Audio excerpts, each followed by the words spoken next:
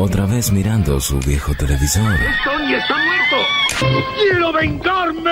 Ahora, ¿cuál le ofrece la diferencia que su vida necesita? Llega el radioteatro del mediodía. La rebeldía, la sátira y el humor crítico estuvieron presentes en Cuál es de muchas maneras. Una, y tal vez la más importante, fue cuando adoptó la forma de radioteatro. Una radio y un programa de jóvenes te proponía volver décadas atrás y seguir una telenovela en audio. Tenías que cerrar los ojos e imaginar. ¿Dónde os halláis, bella dama? ¿Dónde escondéis vuestra esbelta figura que me ha quitado el sueño desde hace día? ¿Acaso os... Mal, guampa. Mucho se debatió y se debate sobre el resultado que da repasar la historia y repensarla con la visión actual de las cosas. ¿Cuál es? Tenía un lenguaje que, analizado con la lupa de hoy, podría generar mucha polémica. Los radioteatros, un distintivo del programa. ¿Qué hacen, che? Tengo algo para contarles. Pará, Andrés, que estamos terminando una discusión. ¿De qué hablaban? Y de las intocables, ¿de qué vamos a hablar? Son fieras, me parece que a Manuel le gusta Lucía. Estás loco, Fabi. Mirá si me va a gustar ese bicho, mirá. Decime algo, ¿por cuánta guita le das? No sé, mínimo 10 lucas. Anda, no te hagas el exquisito conmigo que yo te vi transarte a cada perro quemado. Sí, pero Lucía es un perro quemado, atropellado y vuelto a quemar. Sí, eso es verdad. Yo tengo acá rígidos con algunas cosas de Cuál es, y digo, la subo y cuando la escucho digo, es impasable hoy en día. La mirada de hoy en día es impasable. ¡Tapate la cara, perro quemado! De hecho, es de un radioteatro que hablaba de unas chicas que eran feas. Y está bien que no se pueda pasar. Porque sí, bueno, en base a eso también, de ese humor, se daba por hecho un montón de cosas. Y bueno, a lo mejor ya no hay que hacer humor con eso, ¿no? Yo hoy en día lo entiendo un poco más. Diego Miller. Y aquellos que a veces escucho y digan que el humor que hacíamos antes no se podría hacer ahora, y yo no estoy de acuerdo. Solo falta revisar los guiones y obviamente algunas cosas que hacíamos hoy no estarían bien vistas, pero eran pocas, las menos. La mayoría sí, tendría éxito. Y me parece que esa fue la clave, manejar el humor negro con inteligencia y sin agresividad. A veces sí, mordíamos la banquina, pero eran las menos. Las moguiaventuras eran una cosa de locos. En las calles se hablaba de eso. Ibas por la vida repitiendo chistes de capítulos pasados. Mogui era un personaje con capacidades especiales que interactuaba con Ruperto Pesto o el tío Níspero. Loco, se están burlando de la gente que tiene el síndrome de Down. No, porque Mogui nos daba vuelta a todo. ¿Entendés? Vos te mandabas una cagada al aire y Mogui te decía, pasa. ¿Entendés? Y te dejaba tecleando al aire el pibe. Pero hoy por hoy ese tipo de cosas no se verían. Se vería que hay alguien burlándose de alguien con síndrome de Down. No, nada que ver. Tenía mucho éxito porque iba bien al fleje, pero me parece que eso lo manejábamos bien. Bueno, de hecho Mogui es un niño con síndrome de Down, pero nunca fue visto de una manera agresiva. Nunca tuve ningún problema con nadie. No es que nos estábamos riendo de los niños con síndrome de Down. Era un niño con síndrome de Down que estaba libre al aire y todos lo trataban con respeto y nadie le hacía bullying. Si se fijan bien, nadie le hace bullying a Mogui. De hecho, yo creo que Mogui tenía el poder. Nadie lo gastaba. O sea, Mogui tenía el poder y manejaba la situación desde su no filtro. Porque yo veo eso, que los niños con síndrome de Down muchas veces no tienen filtro y eso es una enseñanza. Porque a veces el filtro tapa mucho. Así que creo que esa fue la clave del éxito de Mogui, que se mantuvo tanto tiempo sin ningún problema. Hola, queridos amigos. Nuevamente los saluda Ruperto Pesto. Listo para contarles otra la anécdota de mi vida junto a Mogui. Este es español, ¿no le? Para hoy preparé una que relata la vez que el niño intentó estudiar otro idioma. Todo comenzó una mañana. Cuando estábamos en casa, recuerdo que...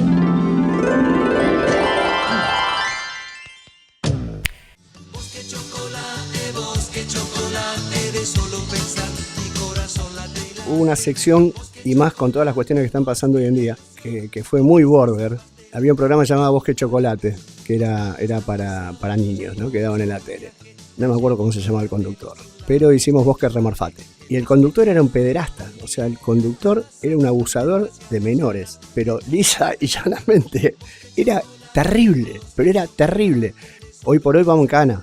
Con ese tipo de cosas vamos en cana, porque aparte era el conductor del programa que se quería empernar niños, nada más, y todos los personajes que lo acompañaban, viste, todos los típicos personajes que acompañan a un conductor del programa infantil, era tratando de tirarle de la cadena y decir, pará, loco, ¿entendés? O sea, tratando de frenarlo.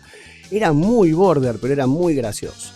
Se ha dejado de entender que es humor, o sea, es una mirada sobre algo que existe, y no es una mirada que avale, que no es una mirada que implique una apología de, sino incluso todo lo contrario. En un punto hasta es una mirada crítica de todo eso.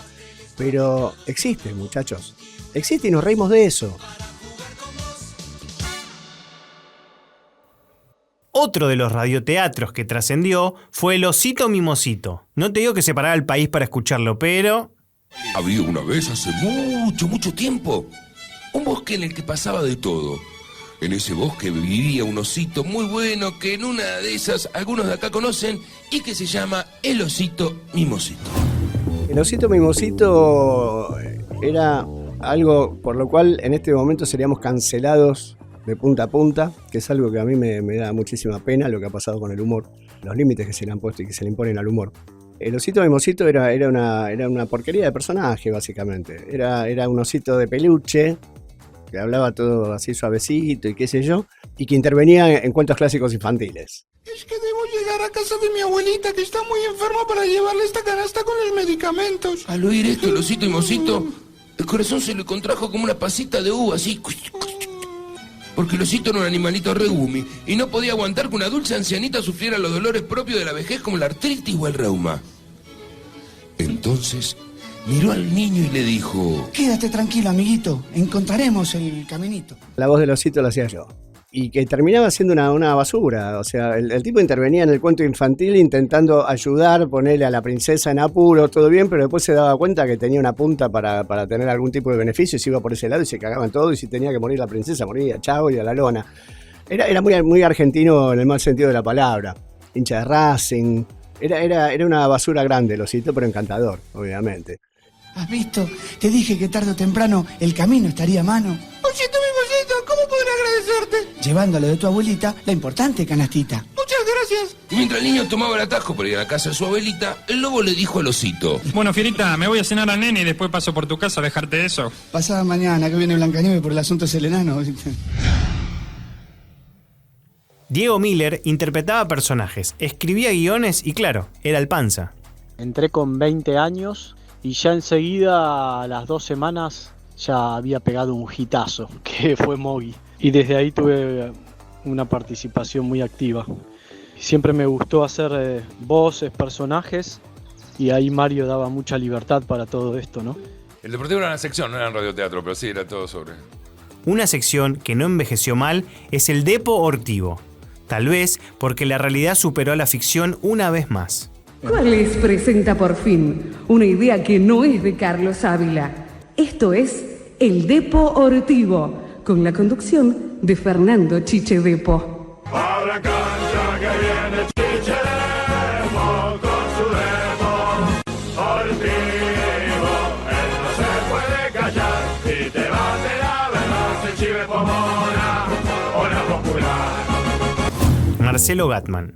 El radioteatro El Deportivo era una versión muy graciosa de algo que era serio en aquel momento, que era el tipo de programas de debate de fútbol que se hacían, y era darle un guión divertido y exagerado, pero muy fiel a lo que era en realidad. Yo creo que lo que vino, algunos programas que vinieron después, sobre todo programas que no tienen que ver con el mainstream deportivo, yo creo que hoy en día son mucho más extremos que lo que era el deportivo como sátira. Pero en aquel momento, aunque lo que se buscaba era divertir y hacer reír, el deportivo era muy similar, con nombres cambiados, a lo que eran los programas de la época, y yo creo que ahí estaba la gracia, que se pareciera tanto. ¿Cómo no va a dirigir mal ese muchacho después de lo que se pasó haciendo la noche anterior. Ah, por favor, divulgalo, Armando. El pibe estaba nerviosísimo porque era su primer superclásico y Claro. se quiso dar coraje con una copita de whisky. Cuando se quiso dar cuenta tenía un pedo negro y estaba en la bailanta Lujuria Andina apoyándose un travesti jujeño. No es cierto. Le terminó declarando su amor y se casaron de apuro en una iglesia de la zona y por eso dirigió tan para el torso y se pasó la noche sin dormir. ¿Y quiénes le salieron de testigos en la boda? ¿Quiénes? Pelea, Blanche, Blatter, el perro Berbisky, Silvina Garré, Patti Smith, Jorge Dorio y el negro Forro y sin código de Chris Rock.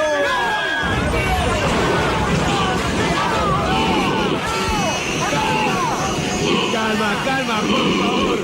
Hay que ir a la tanda ya mismo. Pero no se vayan, pues al regresar trataremos de adivinar en qué sanatorio va a caer San Filipo cuando Palermo lo pase como goleador histórico. A raíz de lo exitoso que eran los radioteatros, una editorial le ofreció a Eduardo de la Puente sacar varios libros de guiones. Las Moviaventuras, El Osito Mimosito y alguna recopilación general en las que se incluían variados radioteatros antiguos, como el caso de Mundo Turf. Eran tres viejos hablando de carreras de caballo, que empezó todo como un gran chiste afanado, en realidad. Había un separador en un programa llamado El Tren Fantasma. El Tren Fantasma era música muy, muy loca, Adele y King Crimson, ¿entendés? Poner. Y tenía separadores grabados con audios de televisión, que eso es algo que yo empecé a currar desde muy temprana edad.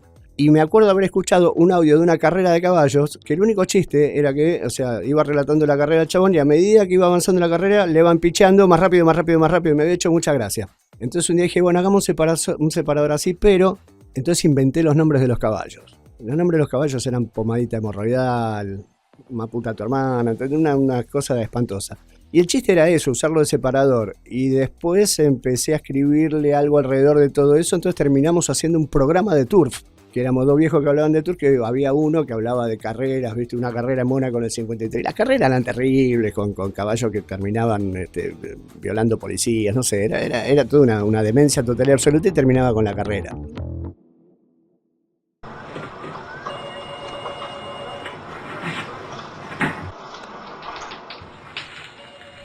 Nacho Boano. La estructura de producción de Cuál es cambió, lógicamente, desde sus comienzos hasta el último año. Hubo un cambio sustancial cuando hacia el año 96 se incorporan Diego Miller, Emiliano Goggia y Santiago Blugerman, que se suman con la estructura de guiones, se acercan y son guionistas que acercan un radioteatro diario que antes lo escribía De la Puente. Entonces ahí se incrementa la producción y luego se suman Héctor Park y Vanina Parejas haciendo como unos separadores o piezas artísticas que incluso se hacían en vivo. Digo, mientras el programa se hacía al aire, Héctor, Vanina y Héctor Armas también, que era el editor, hacían como una especie de resumen diario. Cada circunstancia de Cuál es que salía al aire estaba medida y estudiada. Yo pensaba 24 horas en Cuál es. Era fácil y difícil a la vez. Si bien estar al frente del programa más escuchado de la FM te abría portales y los invitados en su mayoría aceptaban ir, la vara estaba alta. No cualquiera era nota para Cuál es. Y además había que estar muy atento a lo que sucedía al aire, porque llegado el caso, al instante había que conseguir algo referente a lo que sucedía. Los chicos arrancaban con una charla coloquial de todos los días, nunca estuvo guionada esa charla surgía, a veces duraba 20 minutos, a veces 1 hora y media, todo depende para dónde iba la charla y ahí empezaba a delinearse el programa y de esa charla empezaban a salir los pedidos, ¿sí? Sacame a tal, quiero conseguir a alguien que hable de tal tema y teníamos de cualquier tipo de tema, ¿sí? Hablábamos de, no sé, en aquel momento ya hablábamos de enfermedades transmisibles por mosquitos, por ejemplo, y bueno, y en ese momento tampoco había celulares, no era tan fácil, así que el trabajo de producción era un poco más difícil, mucho más atractivo, porque conseguir cada cosa que se le ocurría a Mario era difícil, pero nosotros teníamos una premisa que si hacíamos las cosas bien, estábamos solo a 3 llamados del objetivo. Si vos no lograbas el objetivo entre llamados, lo estabas haciendo mal. Paola Paparella entró a trabajar en 1995 como asistente de producción, la cual estaba a cargo de Nacho Goano. Este área del programa al principio tenía los elementos contados con los dedos de la mano. Un teléfono, un par de cassette en punta y no mucho más. Ni computadora había. En los últimos años de ¿Cuál es?, el equipo de producción contaba casi con 20 personas y hasta poseían sus propios estudios de grabación.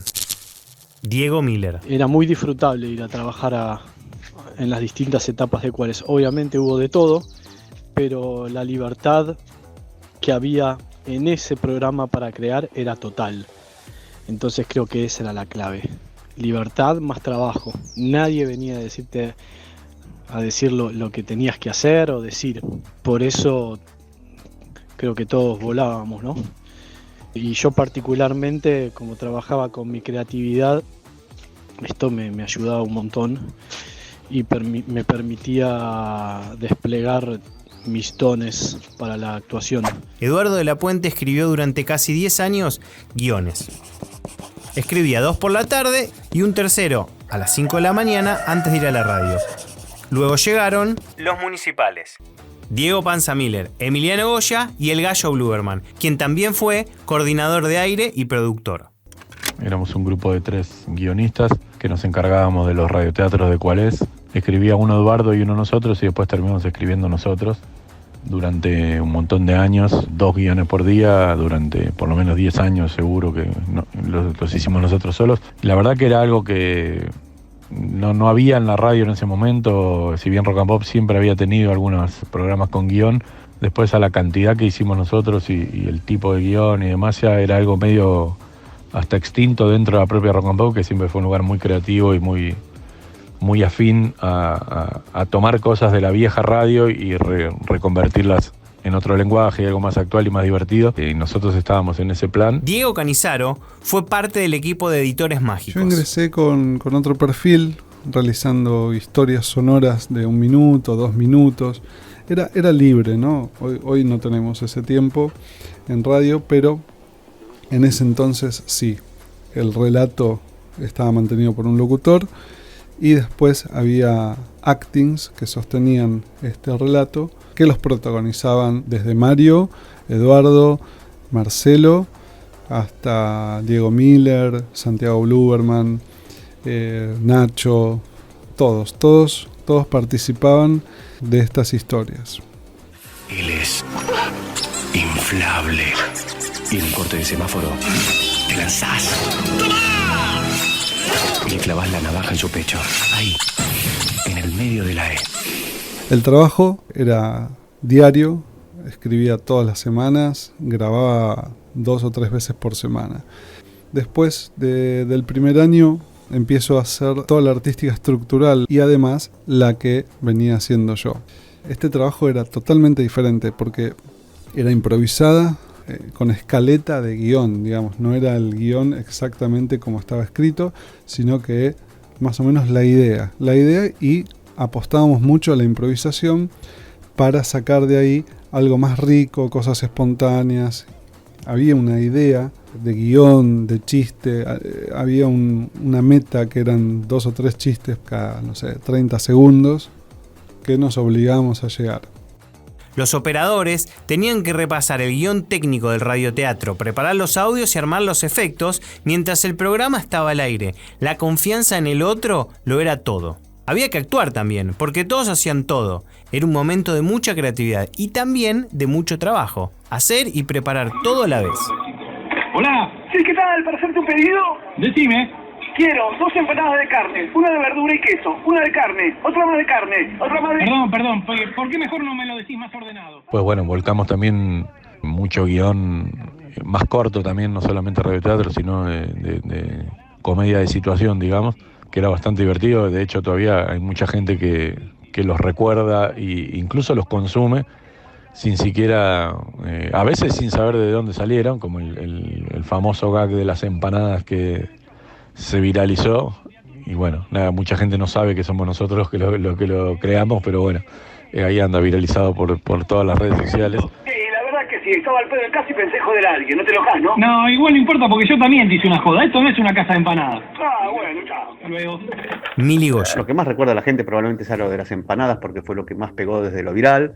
Hubo un corto también que en su momento fue muy conocido, que fue el de Cereceto, que era una parodia de una pareja que iba a la cancha. Después hay uno que a mí me gusta que se llama Blasterball. Realmente no sé de los cortos muchos. Y radioteatros que hayan tenido mucho éxito. Estaba uno de una fanática de Britney, de un fanático de Britney que se hacía llamar Britno. Había uno que se llamaba Un Viejito Fumón. También un radioteatro que era lindo, que era un viejito que vendía faso a compañeros viejitos que estaban ahí en un hospital. Pero bueno, realmente no sé, muchísimo. Y a mí me pasa que a veces la gente recuerda cosas que yo no recuerdo, y eso está buenísimo porque te dice, ¿qué radioteatro? Ah, no, la verdad que ni idea. ¡Cobra bien, Cereceto cornudo! ¡De acá no salís vivo! Están locos algunos, ¿viste? Es que la cancha es así, podés hacer cualquier cosa. Si quisieras hasta podrías... ¡Cereceto, la p*** que te parió! ¡Para de robar, pedazo de mierda! Gaby, ¿qué estás haciendo? Está bueno esto. Sirve como catarsis. Bueno, sí, pero no sé. A mí esta gente que viene a la cancha a putear me parece medio triste, ¿viste? Es como... ¡Cereceto, hijo de mil p***! ¡No ves un carajo! ¡Fracasado de la vida! ¡Negro sentido! Pará. Gaby, ¿pero qué estás loca vos? Pero si es un desastre, ¿no lo viste?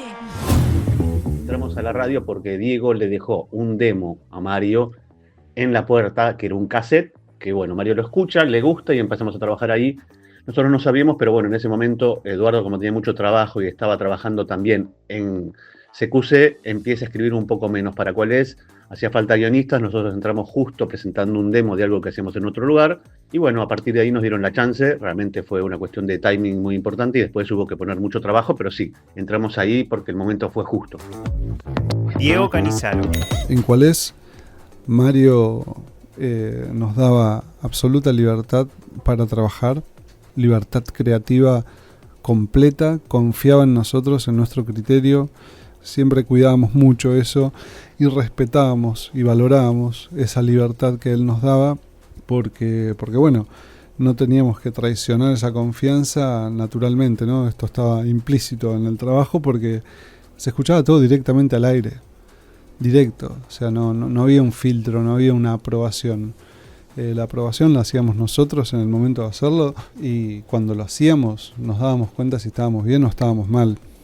Siempre nos manejamos con mucha libertad y eso es algo que yo valoro y rescato de este trabajo con Mario Pergolini. Nacho Goano desde la producción se aseguraba que todo esté en el momento indicado. También estaba Gustavo Olmedo, que traía la columna era el señor 20, porque era el 20º participante de ¿Cuál es? Cuando arranqué en ¿Cuál es? En el momento estábamos al aire y Mario empezó a hablar de la cantidad de gente que laburaba en ¿Cuál es? Entonces empezaron a contar cuánta gente laburaba en ¿Cuál es? En ese momento yo era el más nuevo y era el 20. Y ahí quedó señor 20. Es curioso porque en ese momento parecía un montón, ¿no? 20 personas en un programa de radio. Cuando ¿Cuál es? Terminó, 12 años después, había 250 personas laburando en ¿Cuál es? Era una cosa descomunal, ¿no? Tenía ya su propio estudio dentro de era su propia radio dentro de la radio. Pero bueno, 20 es porque era el 20. Martín Codini, operador. Eran unas pilas infernales de CDs que traía Gustavo Olmedo con unos papelitos donde marcaba track y desde qué segundo tenía que salir. Y entonces, bueno, iba a la apertura, una cortina de presentación y una segunda apertura de sección, no sé, por ejemplo, qué sé yo, internacionales. Una cortina y Gustavo hablaba de una banda. Otra apertura de, no sé, nacionales. Otra cortina. Y así durante 15 minutos, donde pasaban decenas de canciones una tras de la otra que íbamos cargando y poniendo en punta a cuatro manos con Nacho Goano, o cuando no estaba Nacho con el Gallo. Era un momento de mucha tensión, pero muy divertido y bueno, Gustavo Olmedo, periodista muy meticuloso también, que le gustaba que salga todo perfecto, así que era muy exigente, un momento muy exigente y a la vez muy divertido. Hasta 5 años después yo todavía tenía pesadillas de que se me iban los temas de CD. O sea, de estar trabajando en radio y que se me iban las canciones y hacía un bache. Canciones más populares de rock del año, hacemos un top 3, un podio. En el puesto número 3 está sonando New Divide de Linkin Park. Cuando arranqué empecé haciendo como un noticiero de música, ¿no? Era un segmento de 10 minutos donde daba noticias de música. Después eso se fue como ampliando y terminé, uno de los roles que desempeñé siempre en radio fue esto de hacer las entrevistas. Hacía todas las entrevistas de la radio, de todas las de la radio como medio central, ¿no? Después cada programa podía hacer sus notas. Con cuales también viajé un montón, más allá de los viajes que hacía por discográfica, por el lanzamiento de un disco, o muchas veces de productoras que iban a hacer un festival o iban a traer a Metallica, entonces yo viajaba para promocionar ese show que iba a hacer Metallica en Argentina. También hice muchos viajes que me los armaba yo, porque Mario habilitaba para cuál es. Olmedo era oyente de Rock and Pop. Incluso venía escuchando a Lalo desde 9 PM, el programa que hacía con la Negra Bernasi. Gustavo estaba cumpliendo un sueño al ingresar a Cuál es. Entraba a jugar a la selección, en la cual había un capitán exigente pero visionario, Mario Pergolini. I just listened to the album once, and I believe that if you listen to the album without knowing that Gustavo sabía inglés a la perfección, así que rápidamente pasó también a ser el traductor de Cuál es, programa que recibía artistas internacionales constantemente. Iba como a contramano de lo que un traductor suele hacer. En general se hace una traducción simultánea, ¿no? El traductor profesional hace una traducción simultánea.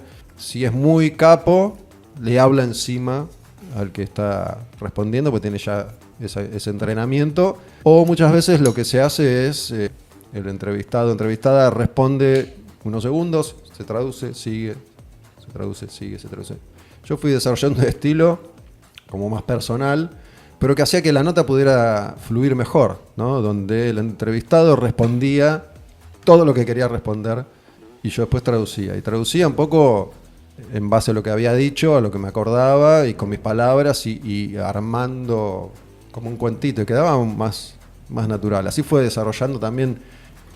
Muchas veces yo podía no prestar mucha atención y escuchar igual, ¿no? A veces me distraía, ¿viste? Sobre todo si hablaban mucho tiempo. Y me daba cuenta que una parte de mi cerebro seguía atento a... Y tenía memoria. Después a veces respondía en 5 minutos y me acordaba básicamente todo.